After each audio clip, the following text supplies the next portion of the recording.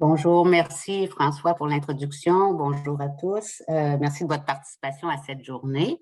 Alors, il me fait plaisir, comme l'a mentionné François, d'avoir l'occasion de vous présenter quelques résultats relatifs à le sujet sur lequel je travaille depuis quelques années, donc l'extension de l'aide médicale à mourir aux personnes en situation d'inaptitude ou aux personnes inaptes à consentir dans le contexte de la démence ou d'un trouble neurocognitif majeur. Je vais utiliser ces différentes expressions comme synonymes. Donc, mon but, en fait, est de vous donner un aperçu des résultats d'un certain nombre d'études que j'ai fait au cours des 5 dernières années qui visaient justement à mesurer les attitudes de différents groupes face à cette question dont on parle depuis quelque temps, d'étendre ou d'élargir l'accès de l'aide médicale à mourir aux personnes qui sont inaptes à consentir.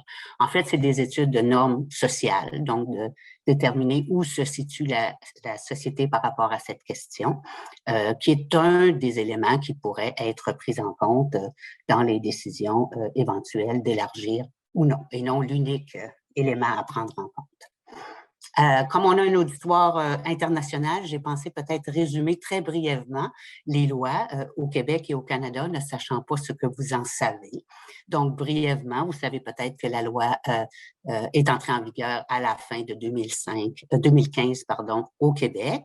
Et pour faire un lien avec une question que Isabelle a reçue tout à l'heure, vous avez ici la définition initiale de l'aide médicale à mourir telle qu'elle est formulée dans notre loi. Donc, c'est un soin qui consiste en l'administration de médicaments par un médecin, donc un médecin seulement au Québec, contrairement au Canada où une infirmière praticienne peut aussi l'administrer. Et on parle seulement d'administration et donc au Québec, on ne peut pas s'auto-administrer le médicament contrairement au reste du Canada. Il faut dire que dans les faits, c'est extrêmement rare.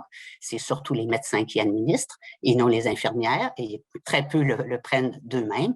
Et de toute façon, dans le contexte de la démence avancée, ce n'est pas vraiment pertinent.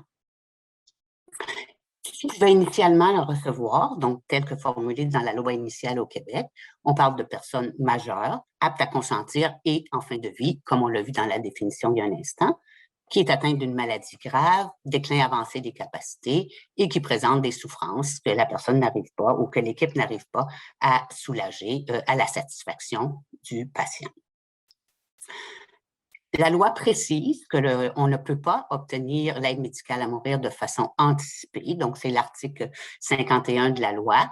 Au Québec, en fait, l'article 51 introduit la notion de directive médicale anticipée, mais précise à la fin de l'article qu'on ne peut pas, au moyen de ce formulaire ou de ce document, demander l'aide médicale à mourir de façon anticipée. Donc, ce n'est présentement pas accessible pour les personnes qui deviendraient inaptes dues à leur maladie ou condition. Tout récemment, donc en mars 2021, la loi canadienne a été modifiée. 3 types de modifications. D'abord, au niveau des critères d'admissibilité, il y a eu le retrait du critère qui exigeait que la mort soit raisonnablement prévisible. C'est comme ça que c'est formulé dans la loi canadienne. L'analogue, qui n'est pas équivalent, mais le terme que l'on a au Québec, c'est la fin de vie, comme on l'a vu dans la définition. Donc, depuis le mois de mars, il n'est plus nécessaire d'être en fin de vie, en autant qu'on satisfait l'ensemble des autres critères. Il y a aussi des modifications au niveau des mesures de sauvegarde. Donc, il y a 2 branches selon que la mort est raisonnablement prévisible ou non. Et il y a aussi des modifications au niveau de l'exigence du consentement final. Je reviendrai un peu plus loin, mais la loi prévoit qu'on peut renoncer au consentement final en cas d'inaptitude. Donc, si on revient en arrière, on voit qu'il y a un élargissement de la loi par rapport à celle qui a été édictée initialement en 2015 ou en 2016 pour le reste du Canada. Et on continue à parler de l'élargissement, cette fois aux personnes qui sont inaptes à consentir. Donc, c'est une exigence d'être apte à consentir quand on le demande. Pourquoi? Bien, essentiellement pour des considérations qui sont liées à la maladie elle-même, que ce soit la maladie d'Alzheimer ou une autre forme de démence. Alors, quelques données très générales que vous connaissez probablement. Donc, on estime actuellement qu'environ 1,4 millions de Canadiens pourraient être atteints d'ici une dizaine d'années. Donc, on parle de beaucoup de gens. On considère en général que la qualité de vie est bonne en début de maladie, mais graduellement, évidemment, la personne va perdre ses capacités cognitives, fonctionnelles, donc mémoire, orientation, personnalité, des changements importants au niveau de la personnalité. Et il est bien documenté que tous ne veulent pas vivre la maladie jusqu'au bout. Quelles sont les options pour ces personnes? Il n'y en a pas beaucoup. La personne peut cesser de boire et de manger, peut tenter de se suicider. Donc, dans un cas comme dans l'autre, cela pourrait entraîner son décès, mais aussi la priver d'un nombre important d'années de vie où la qualité de vie pourrait être quand même assez bonne. Elle peut aussi rédiger une directive, un document, un formulaire quelconque en prévision de son inaptitude, dans lequel elle pourrait refuser toute intervention susceptible de prolonger sa vie. Dans le contexte de la démence, on pense notamment aux antibiotiques, dans le cas où surviendrait une pneumonie. Elle peut aussi refuser l'alimentation et l'hydratation, essentiellement artificielle, si elle n'est pas en mesure de s'alimenter ou de s'hydrater elle-même. Et ça aussi, ça va entraîner son décès à brève échéance. Enfin, elle pourrait demander l'aide médicale à mourir. Je rappelle qu'au Québec et au Canada, ce n'est pas une option actuelle. Et la question qui se pose, c'est est-ce qu'on devrait offrir cette option, donc permettre aux personnes qui sont inaptes de demander l'aide médicale à mourir pour quand elles ne seraient plus aptes à décider. Alors, je vais vous présenter un ensemble d'études que l'on a fait qui visent à nourrir la réflexion sur cette question fort délicate. Le petit encadré que vous voyez dans le bas, c'est un peu le logo qu'on utilise dans toutes nos études, tout le matériel de nos études, dont les trois petits papillons, c'est pourquoi vous les voyez dans le coin supérieur gauche de mes diapositives. Alors, le but de ces études, essentiellement, mesurer, comparer les attitudes de différents groupes qui sont plus concernés par cette question, d'étendre l'aide médicale à mourir dans certaines circonstances, sous certaines conditions, aux personnes qui sont inaptes à consentir. Ces études sont subventionnées principalement par la Société Alzheimer du Canada et la toute dernière par le RQ-ESPAD, et je profite pour remercier le réseau de son financement. Je ne les fais pas toute seule, donc j'ai un ensemble de collaborateurs qui viennent de d'autres universités du Québec, d'autres universités du Canada et même de différents pays, comme vous le voyez. Donc, la Belgique, les Pays-Bas, la Suisse, c'est-à-dire 3 pays qui ont une certaine expérience de l'euthanasie ou du suicide assisté, ou peu importe comment on l'appelle. Aussi, ces projets ont été faits avec des partenaires qui nous permettent d'accéder aux différentes populations que l'on veut sonder. Donc, l'Ordre des infirmières, le Collège des médecins, l'Ordre des travailleurs sociaux et l'ensemble des sociétés Alzheimer du Canada. Alors, en termes méthodologiques, c'est relativement classique. C'est des enquêtes par questionnaire qui emploient de courtes vignettes cliniques, comme en a parlé Isabelle avant moi. Et pour les fins de la présentation d'aujourd'hui, ces vignettes font intervenir une dame qu'on a appelée Madame Lamarche. Je ne me souviens pas pourquoi on l'a appelée comme ça, que je vais vous présenter à l'instant. Alors, je vous donne juste quelques petites informations, c'était plus détaillé dans le questionnaire. Donc, c'était une dame de 75 ans, enseignante retraitée, qui a un diagnostic de la maladie d'Alzheimer. Sa mère était aussi décédée de cette maladie, donc elle a vu l'évolution. Et elle décide de rédiger une directive anticipée après discussion avec ses proches, avec son médecin, dans laquelle elle refuse toute intervention visant à prolonger la vie, ce qui est un classique. Et elle demande de recevoir l'aide médicale à mourir lorsqu'elle ne reconnaîtra plus ses proches. Évidemment, on s'entend qu'elle ne pourrait pas aujourd'hui le recevoir. La question est de savoir si elle devrait ou pas avoir droit à cette assistance. Et là, on fait évoluer Madame Lamarche au long de sa trajectoire. Je vais vous présenter 3 stades qui vont revenir un petit peu plus loin. Donc, ce qu'on a appelé le stade A, Madame Lamarche est toujours apte à décider par elle-même. Elle est capable de s'exprimer et elle demande de recevoir l'aide médicale à mourir avant de perdre sa capacité à décider, craignant de ne pas pouvoir l'obtenir par la suite et souffrant d'imaginer ce que sera son avenir en raison de sa maladie. On continue à faire évoluer Madame Lamarche Au stade B, elle est maintenant rendue inapte, donc elle ne reconnaît plus ses proches, elle n'est plus en mesure de prendre elle-même ses décisions, mais elle pourrait vivre encore des années. C'est une caractéristique de la maladie d'Alzheimer où la maladie peut s'étendre sur plusieurs années. Alors, on dit, par exemple, elle a 81 ans maintenant, elle est en établissement de soins de longue durée, elle ne peut plus s'occuper d'elle-même, mais elle ne semble pas inconfortable. Donc, il y a des personnes, ce qui représente un certain nombre de personnes. Ses proches demandent que ses volontés soient respectées. Évidemment, à cette étape-là, ce n'est pas elle-même qui va pouvoir faire cette demande, mais elle devra être acheminée par un tiers. Enfin, Mme Lamarche continue à évoluer. Elle est rendue au stade C. Elle est toujours inapte, bien sûr, on ne revient pas en arrière, mais elle n'aurait que quelques semaines à vivre. Donc, en fait, on la situe en fin de vie. Je crois qu'on disait 2 semaines. Elle ne reconnaît toujours plus ses proches, son état s'est grandement détérioré, elle ne peut plus s'alimenter, mais elle manifeste une souffrance que les soignants n'arrivent pas à apaiser. Encore une fois, les proches demandent que ses volontés soient respectées.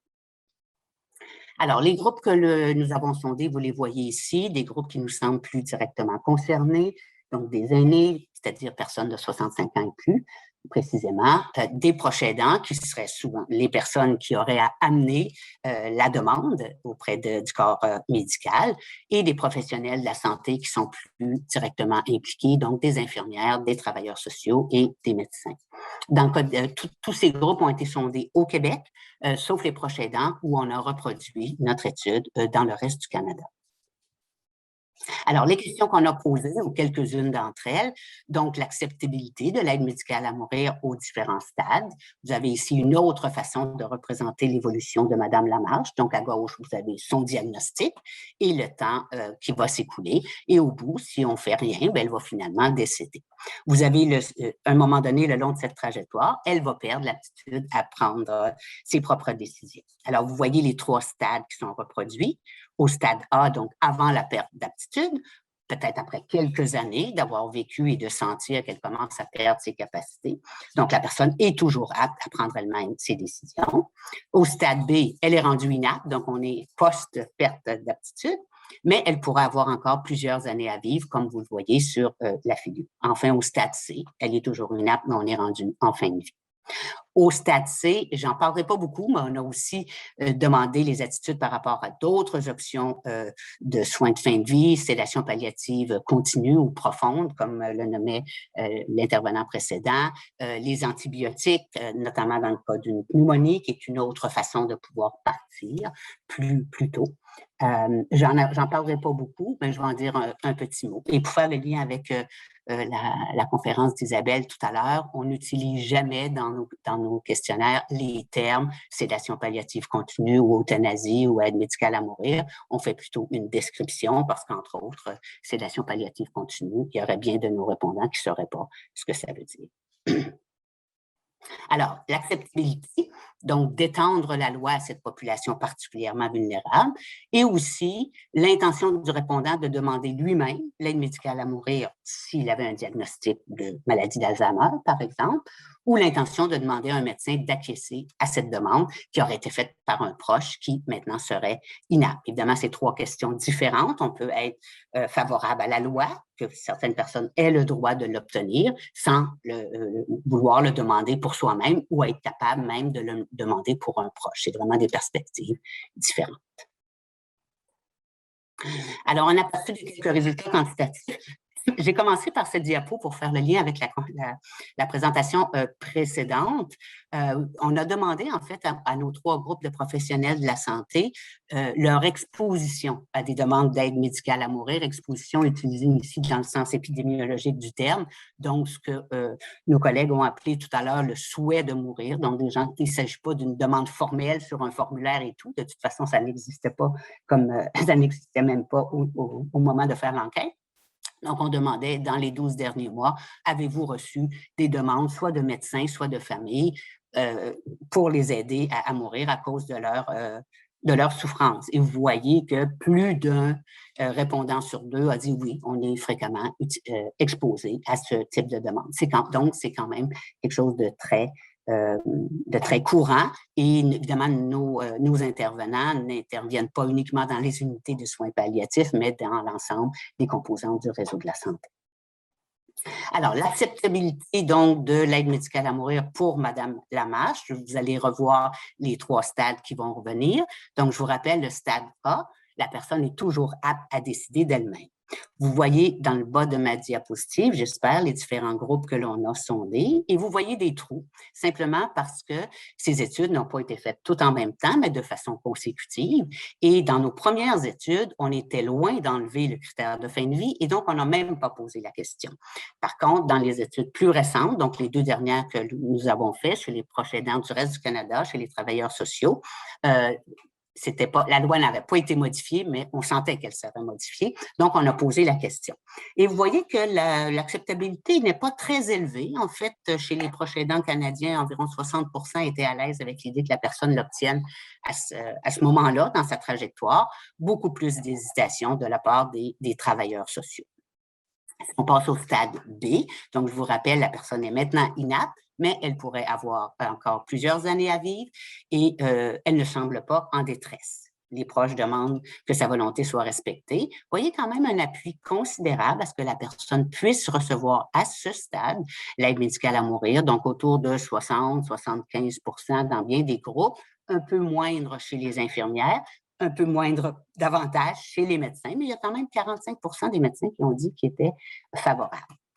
On passe ensuite au stade C, donc la personne est toujours inapte, mais est rendue en fin de vie et en plus, elle manifeste de la détresse. Alors, vous voyez un fort appui à ce que la personne puisse recevoir l'aide médicale à mourir telle qu'elle l'avait demandé, parfois bien des années au préalable. Donc, on est autour de 80-90 % des gens qui se sont prononcés.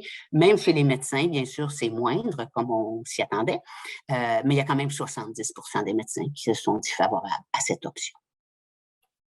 Enfin, l'acceptabilité pour soi-même ou pour un proche, donc pour soi-même en rouge plus foncé, en rose plus pâle pour un proche.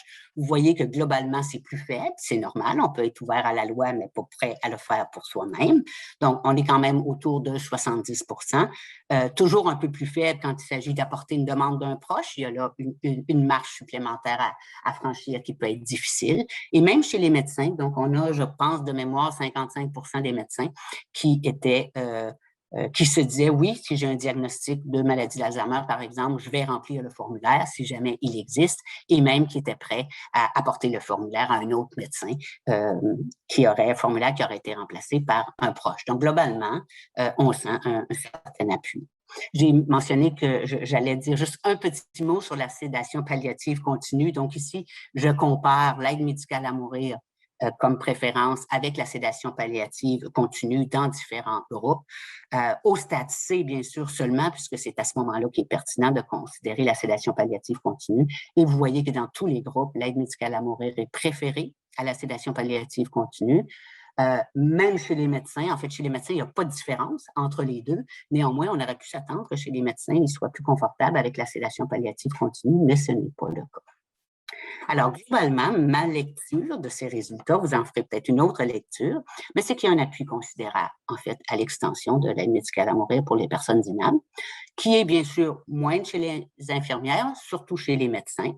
Pas très élevé en début de maladie, c'est intéressant parce que le critère de fin de vie vient d'être retiré en mars dernier, mais qui est par contre très élevé quand on situe la personne en fin de vie et en présence de détresse.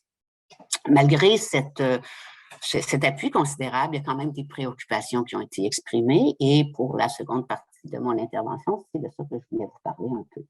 Alors, à la fin de mes questionnaires, la dernière page, c'est toujours un endroit où on invite les gens à laisser des commentaires s'ils le souhaitent. Et je n'ai pas parlé des tas d'échantillons, je profite pour le faire. Donc, dans les groupes dont on a analysé les commentaires, on avait sollicité environ plus de 2000 personnes. Il y a une personne sur deux qui a retourné le questionnaire. C'est quand même un taux relativement élevé pour ce type d'études. Évidemment, un taux de participation plus élevé chez les proches et les aînés que chez les médecins, comme on pouvait s'y attendre. Et de ceux-là, il y a 420 personnes qui ont laissé un commentaire, parfois une phrase ou deux, parfois des pages entières, donc sur des feuilles mobiles qu'ils ont insérées dans le questionnaire. Alors, c'est ce que je vais vous présenter maintenant, vous donner quelques exemples des commentaires qui ont été faits. Alors, bon, vous savez comment ça fonctionne, on en a entendu parler tout à l'heure, donc on prend le commentaire et on le découpe en petits morceaux. Et je vous donne deux exemples sur les trois que j'ai mis sur la diapo. Alors, à gauche, la personne, le P que vous voyez ici, donc, ça veut dire que c'est un proche qui s'exprime, qui dit « il faut réfléchir à chaque question ». Donc, cette idée de réflexion revenait souvent, j'en ai fait un thème. « Je suis pour la vie. Il y a toujours moyen de soulager une personne. » Donc, une personne qui voit des alternatives à l'aide médicale à mourir, on peut soulager la douleur. « Je suis contre l'aide médicale à mourir. » Donc, une personne qui réitère sa position qu'elle a exprimée à travers les vignettes et qui, visiblement, est défavorable. Je vais tourner mon peu parce que je vois pas mes commentaires. Alors, à droite, en haut, vous avez un médecin qui s'exprime, qui dit « Les proches demandent parfois à ce que l'on accélère le processus de la mort lorsqu'elle est imminente, afin de les accommoder plus que pour soulager le patient. » Donc, un médecin qui exprime une certaine crainte. Alors, de quoi nous ont parlé les répondants? Vous les voyez ici, les différentes, j'appelle des rubriques. Donc, le répondant a parlé de lui-même, de notre enquête, des personnes visées par notre enquête, donc les gens atteints de démence, maladie d'Alzheimer, de leurs proches qui leur donnent des soins, du système de santé, de qui ils reçoivent des soins, de la loi, des commentaires sur la loi, de la société en général, et enfin, un endroit où on a mis des commentaires isolés ou moins pertinents. En termes quantitatifs, de quoi ont-ils parlé surtout? Donc, vous le voyez ici, ont surtout parlé d'eux-mêmes, donc de leur expérience, de leurs valeurs, ont réitéré leur position, ont justifié leur position dans leurs commentaires, et des personnes visées par notre enquête, donc leur qualité de vie, la souffrance, l'importance de respecter les volontés. En deuxième position, à peu près égale, les gens ont parlé de notre enquête, donc son importance, plusieurs ont souligné l'importance à leur avis de notre enquête, le fait que ça suscitait la réflexion, je l'ai mentionné, et la difficulté de répondre aux questions. Et enfin, la loi, différentes catégories sur lesquelles je vais revenir dans un instant. Et les autres rubriques ont été un peu moins représentées, mais je vais vous en donner quand même des exemples. Alors, dans la rubrique répondant, on avait le thème « L'expérience personnelle ». Vous en avez un exemple ici. Alors, c'est une infirmière, c'est pas un « mais c'est un « i », qui s'exprime. Alors, elle dit « Ma grand-mère est morte en s'étouffant pendant qu'un PAB, donc préposé aux bénéficiaires, vraisemblablement, lui faisait manger de la purée. Elle ne pouvait plus dire de mots, elle babillait, avait une couche et passait sa journée en position fétale dans son lit. Je ne souhaite cela à personne. » Évidemment, cette expérience qui est négative, il y a des expériences positives. Cette expérience qui est négative, on peut s'attendre à ce que ça teinte sa position sur la question. D'exemples de commentaires qui se rapportent à notre questionnaire ou à notre enquête. Donc, je vais parler de la réflexion qui exigeait de participer à notre enquête. Alors, vous avez ici un médecin qui dit « À vrai dire, la loi actuelle, donc je vous rappelle, la loi actuelle exige que la personne soit compétente, apaisait ma conscience puisque je n'avais pas à me poser de questions, l'ensemble de mes patients étant inaptes ou presque, donc pas visés par la loi.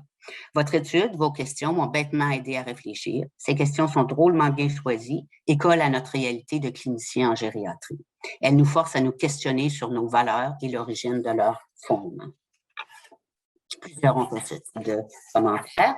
Autre commentaire lié à notre enquête, la difficulté d'y répondre. Ce n'était pas trivial du tout. Alors, deux exemples. Un proche aidant qui dit « Quand les questions touchent la fin de vie, dans mon cas, ma mère, donc on voit que c'est un proche qui s'occupait de sa mère, ça me donne l'impression que c'est un peu moi qui lui enlève la vie. » Donc, de cocher « Oui, je suis d'accord », il y avait quelque chose de très personnel, de lié à son expérience.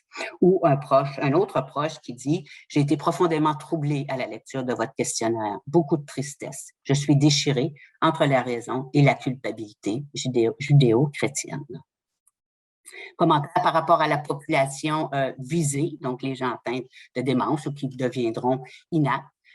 Leur qualité de vie, donc commentaires négatifs, d'autres un peu plus positifs. Donc, à gauche, vous avez une infirmière qui fait un commentaire que nous, on qualifie de négatif. Quelle qualité de vie quand on ne reconnaît plus ce qu'on aime, ceux qui nous aiment et ceux qui prennent soin de nous. Et à droite, vous avez un aîné qui transmet un commentaire un petit peu plus positif. Toujours à chaque jour, j'ai vu une toute petite étincelle dans ses yeux, quelques secondes, mais je suis certaine que malgré tout, à ces moments-là, il était heureux. Donc, il peut y avoir encore un peu de qualité de vie. Toujours dans la rubrique des personnes visées par notre enquête, la notion de souffrance est revenue très souvent. Donc, vous avez ici un médecin qui s'exprime. Je fus très soulagée de voir qu'en 2016, on pouvait enfin offrir ce soin. Je vous rappelle que l'aide médicale à mourir au Québec est qualifiée de soin dans sa définition. Pourquoi un patient dément qui l'aurait au préalable bien formulé n'aurait pas droit à ce soin? Souffrir d'une démence terminale serait donc plus acceptable que de souffrir d'un cancer. Donc, faisant référence au fait qu'actuellement, partout dans le monde d'ailleurs, l'aide médicale à mourir est surtout administrée aux personnes qui sont en phase terminale de cancer. La rubrique les proches, je pense que j'avais 2 thèmes dans cette rubrique. Donc, l'impact de la proche aidance, la difficulté d'être un proche aidant et la difficulté à prendre une décision éventuelle par rapport à l'aide médicale à mourir. Alors, 2 exemples. Un proche d'abord qui dit « Trouver des moyens d'aider les gens souffrant de la maladie d'Alzheimer d'avoir une meilleure fin de vie est une chose excellente, mais qui s'occupe des proches aidants? » Beaucoup de proches aidants ont profité de notre questionnaire pour exprimer un besoin d'aide, en fait, un épuisement total. À droite, vous avez un aîné qui dit « Si j'étais responsable », donc qui réfère à la difficulté de prendre la décision, si jamais c'était permis. « Si j'étais la personne responsable d'elle, j'aurais le cas de conscience de décider si elle a le droit à la vie ou à la mort. Qui suis-je pour décider de qui mérite de vivre ou de mourir? Quel dilemme. » Donc, il faut se rappeler que si on décide d'étendre la loi à cette population, ce n'est pas la personne elle-même qui va apporter la demande, mais c'est vraisemblablement un de ses proches. Et ce ne sera pas facile. Dans la rubrique système de santé, donc on a 2 catégories, des commentaires sur les soignants, des commentaires sur les soins, la plupart du temps extrêmement négatifs. Au niveau des soignants, donc vous avez un proche, ces 2 proches en fait, à gauche. Lors de séjours à l'hôpital suite à des chutes, j'ai constaté que les généralistes ne voulaient pas donner d'antibiotiques pour infection pulmonaire ou autre. Constat, trop vite sur la gâchette de la part des jeunes généralistes de 30 ans. Je sentais le besoin d'accélérer la mort de la part des médecins. Donc, une expérience négative de ce proche qui semblait vouloir prolonger la vie de la personne, mais qui avait de la résistance de la part du corps médical. À droite, autre commentaire négatif sur les soins, et il y en a beaucoup. En plus d'avoir un mari avec démence cognitive frontale à 60 ans, je travaille en CHSLD et c'est devenu minable comme soin. Je trouve ça triste comme commentaire et c'est vraiment ce qu'on a vu aussi dans bien des cas pendant la période de COVID qui n'est pas terminée. Au niveau des lois, il y avait tellement de commentaires par rapport au cadre législatif que j'ai des sous-thèmes dans cette catégorie-là, donc je vous en donne quelques exemples. Donc, à gauche, les alternatives, bien sûr, de bons soins palliatifs. Donc, un médecin qui dit « Je fais des soins palliatifs depuis plus de 30 ans maintenant. Dans les très rares cas d'impossibilité de soulager, la sédation palliative a suffi. » Donc, ne voit pas la pertinence ou la nécessité de l'aide médicale à mourir. Un autre, par rapport aux alternatives, c'est un proche qui s'exprime « Mes choix sont faits. Si je ne peux avoir l'aide à mourir, il ne me restera que le suicide si la maladie s'installait ou s'installait. » Donc, quelqu'un dont les besoins sont clairs. Beaucoup de craintes, bien sûr, ont été exprimées, en particulier pour cette population. Je donne un exemple de la pente glissante. Il y a différentes définitions de la pente glissante, mais on peut l'inclure ici. Donc, c'est un aîné qui parle. Il est déjà démontré que l'encadrement, aussi bien pensé soit-il, n'empêche pas les dérapages. D'ailleurs, la porte ne commence-t-elle pas à s'ouvrir ici? À quand les enfants, comme en Belgique, ou les vieux dont on veut se débarrasser? Enfin, je vous donne l'illustration d'une catégorie que j'ai appelée les demandes anticipées, donc ce moyen que les gens utiliseraient pour l'obtenir s'ils étaient inaptes. Alors, c'est un proche qui s'exprime. La question des volontés écrites au préalable est difficile parce que la personne qui les a écrites n'est déjà plus vraiment de ce monde quand elle ne reconnaît plus ses proches. Oui, c'est encore techniquement la même personne, mais le cerveau est tellement changé que c'est presque devenu une autre personne. Si cette personne est confortable, donc ça fait référence un peu à ce que j'ai appelé le stade B, est-ce que les volontés exprimées par une autre personne la personne apte, ayant eu peur de la démence future, alors hypothétique, peuvent vraiment s'appliquer à la personne qui existe maintenant. Donc, je trouvais que cette personne avait très bien capté tout le débat de philosophes très compliqué par rapport au soi futur, au soi présent. C'est exactement ça. Là. Donc, les intérêts de la personne actuelle versus les volontés qu'elle a exprimées par le passé. Enfin, dernière rubrique dans laquelle j'avais classé tous les commentaires liés aux animaux, à la façon dont on traite les animaux. Beaucoup de gens ont fait ce type de commentaires. Donc, comment se fait-il qu'on ne peut laisser souffrir un animal, même être condamné pour manque de soins, et qu'on doit laisser souffrir une personne humaine, donc un proche? Et enfin, j'ai choisi la Suisse un peu à cause du conférencier qui va nous suivre. Beaucoup de commentaires par rapport à la Suisse. Vous en avez un exemple ici d'une infirmière. Pourquoi personne ne devrait être obligé d'aller dans un autre pays pour obtenir le droit de mourir. Donc, faisant référence, bien sûr, à la Suisse, sans le nommer explicitement dans ce cas-ci, on s'entend que ce n'est pas tout à fait pertinent par rapport à ma population. À ma connaissance, les personnes doivent être aptes puisqu'elles doivent le prendre elles-mêmes. Néanmoins, la personne au stade A, que j'ai appelé, pourrait vouloir aller dans cette voie. Alors, voici un aperçu de quelques résultats. Pour la discussion, j'ai mis 3 points, parler un peu des enjeux, entre autres ceux qui ressortent à travers les commentaires, quelques mesures de sauvegarde à considérer et une réflexion personnelle par rapport au point de non-retour. Alors, quelques enjeux, je trouvais, il y en a beaucoup. Je trouvais que ma diapositive était déjà pleine. Probablement que vous en voyez plein d'autres, mais j'en liste quelques-uns. Donc, manque d'accessibilité aux soins palliatifs ou à des soins de qualité plus généralement et entre autres en contexte de démence. Le soutien aux proches aidants qui est nettement insuffisant, c'est bien documenté et qui peuvent les motiver à être favorables à l'extension. Les besoins de formation des intervenants, on le sait, notamment, on l'a vu encore une fois avec la COVID. Potentiel d'adaptation à la maladie, donc cette idée que ce que je veux aujourd'hui, sachant que j'ai une démence, c'est peut-être pas ce que je voudrais plus tard, le long de ma trajectoire. L'impossibilité, bien sûr, de confirmer le désir de mourir jusqu'au moment où ça se ferait, puisque la personne est peut-être inapte depuis des années. Les pressions sur le corps médical et les autres professionnels qui sont impliqués dans ce soin, notamment en région rurale, pour un grand pays comme le nôtre, où il y aura peut-être un seul médecin qui pourrait se sentir obligé de le faire. Et enfin, les nombreuses difficultés d'application, j'en liste quelques-uns, donc les limites des directives anticipées ou peu importe le formulaire qui sera conçu à cette fin. L'évaluation de la souffrance, par qui? La souffrance de la perspective de qui? Quel type de souffrance? Est-ce qu'une souffrance anticipée, comme c'est le cas dans le contexte de la démence, sera jugée acceptable ou satisfaire le critère? L'équilibre entre les intérêts actuels et les souhaits exprimés antérieurement, encore une fois, bien souvent des années auparavant et dont la personne ne se souvient plus. Est-ce qu'on doit tenir compte des intérêts actuels de la personne? Et enfin, la résistance qui est manifestée au moment de l'acte, qui s'est vue. Vous avez sûrement entendu parler du cas en question, comment y réagir, notamment en contexte de démence. Quelques sauvegardes, mesures de sauvegarde à considérer si jamais votre pays veut aller dans cette voie. Bon, j'en liste quelques-uns. Directive anticipée écrite. Écrite parce qu'en fait, j'en ai pas parlé, mais dans notre étude, on a aussi exploré l'attitude des gens face à une demande qui aurait été faite oralement seulement. Est-ce qu'on devrait exiger une demande ou une notariée pour plus de sécurité?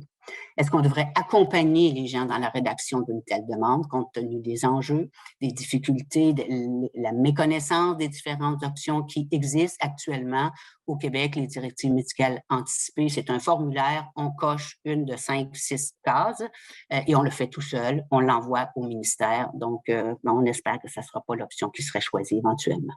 Décision consensuelle tripartite, est-ce qu'on devrait l'exiger? Par tripartite, j'entends le patient via sa directive, puisqu'il ne peut plus s'exprimer lui-même, la famille et l'équipe soignante. Est-ce que tout le monde devrait être d'accord? Les opinions sont partagées par rapport à ça. Il y a des gens qui préfèrent rester par mesure de sécurité, d'autres disent c'est pas à ma famille, c'est pas aux soignants à décider, c'est à moi de décider. Est-ce qu'on devrait restreindre les conditions? Par exemple, exiger d'être en fin de vie ou exiger un type de souffrance particulier. La notion de la fin de vie est importante parce qu'on vient de l'enlever, ce critère-là. Est-ce qu'on devrait prioriser les intérêts actuels de la personne? Est-ce qu'on devrait respecter la résistance? J'ai de la misère à plaider contre le respect de la résistance, mais bon, il peut y avoir des points de vue différents. Et pour les soignants, autant Daniel, je crois, tout à l'heure, ou Isabelle l'a mentionné, donc les besoins de guides de pratique, d'outils de formation, de services de soutien qui soient spécifiques au cas de démence si jamais on allait dans cette voie. Alors, pour les quelques minutes qui me restent, donc, je voulais un peu exposer ma réflexion sur ça. Je regardais qu'est-ce qui se passe. Alors, j'ai vu ça un peu comme un entonnoir parce que j'ai l'impression qu'on s'en va toujours dans la même direction, c'est-à-dire dans la direction de l'élargissement de l'accès à l'aide médicale à mourir. Alors, on a commencé au Québec et au Canada par se restreindre aux personnes qui sont majeures, qui sont aptes à consentir jusqu'à la toute fin. Donc, il fallait à la toute fin pouvoir dire oui, c'est bien ce que je veux, et qui étaient en fin de vie. On a élargi tout récemment, donc aux personnes qui sont encore, qui sont majeures, qui sont aptes à consentir presque jusqu'à la fin. Donc, on donne l'option du renoncement au consentement final et on a enlevé le critère de fin de vie. Et le retrait de ce critère de fin de vie amène les gens à dire, maintenant, les personnes qui sont atteintes d'une démence, dont la souffrance est basée sur la projection qu'ils font de leur futur, qu'ils ne veulent pas vivre, vont avoir accès à l'aide médicale à mourir, ce qui n'était pas le cas auparavant. On continue à élargir, maintenant toujours aux personnes majeures, mais aux personnes inaptes à consentir. J'ai mis un point d'interrogation ici, évidemment, parce que ce n'est pas actuellement décidé, mais on fait des études sur le sujet, on fait des consultations sur le sujet, des forums au Québec, au Canada, on fait des rapports sur le sujet, donc tout donne l'impression que le législateur, tant québécois que canadien, veut être alimenté par rapport à ce qui devrait se faire dans ce contexte-là. On continue à élargir. On discute beaucoup actuellement des personnes dont la seule raison de demander l'aide médicale à mourir est un problème de santé mentale.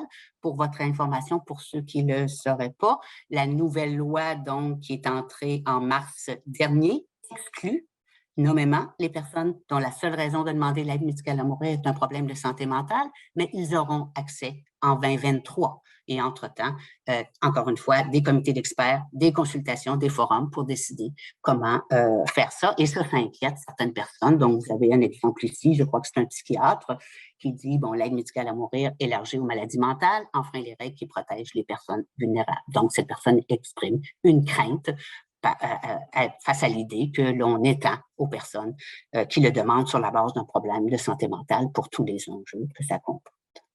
Enfin, la prochaine étape, on peut imaginer les personnes mineures. Jusqu'à maintenant, on ne parle des personnes que des personnes majeures. Et vous avez ici un exemple d'un article que j'ai trouvé, je ne me souviens plus où, vers la législation de l'aide médicale à mourir pour les mineurs. J'aurais aimé qu'il y ait un point d'interrogation, mais il n'y en a pas. Donc, ça ressemble un peu à une affirmation. Mais on commence à en parler. Donc, des familles qui voudraient que leur enfant l'obtienne. Et j'imagine la suite qui va être des consultations, des comités d'experts sur la question. Et je ne sais pas ce qu'on va décider à ce moment-là. Donc, j'avais l'impression d'être rendue au bout de mon entonnoir, mais en fait, ça continue. Par exemple, je suis tombée sur un article ici en rouge, je ne sais pas si vous le voyez, les médecins de famille souhaitent qu'une personne en santé puisse décider de son décès avant d'être malade. En fait, ça fait référence au fait qu'actuellement, on ne peut le demander que post-diagnostic, c'est-à-dire une fois qu'un diagnostic a été établi.